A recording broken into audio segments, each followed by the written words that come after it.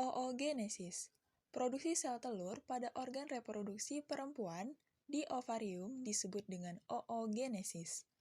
Produksi sel telur pada perempuan terjadi selama periode tertentu. Telur dilindungi oleh ovarium. Terdapat sejumlah besar folikel di dalam ovarium. Ada satu oosit primer di setiap folikel. Setiap bulan, satu sel telur matang akan dilepaskan ke tuba Fallopi untuk memungkinkan terjadinya pembuahan.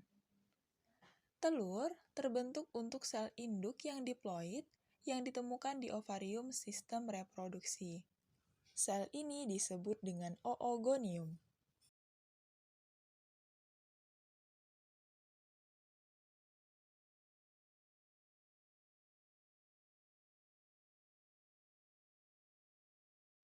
Sel telur memulai perkembangan dari bulan ketiga ketika perempuan masih dalam rahim induknya dan berlanjut sampai mencapai usia tertentu. Oogonium berkembang biak melalui mitosis sebelum perempuan mencapai pubertas.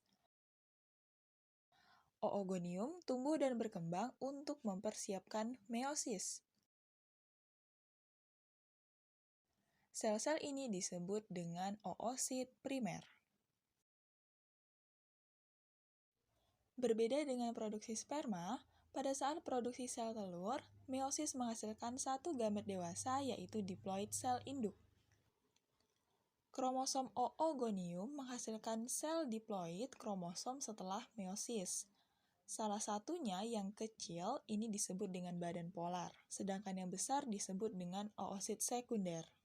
Setelah oosit sekunder menyelesaikan meiosis 2, 3 badan polar dan 1 haploid dengan sitoplasma yang besar akan terbentuk.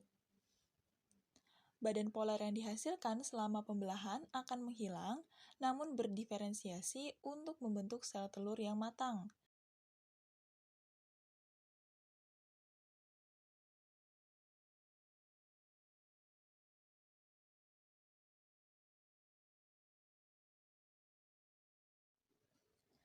Ini kembali lagi pada tujuan meiosis, yaitu selama pembentukan sel telur adalah dihasilkan setengah dari jumlah kromosom.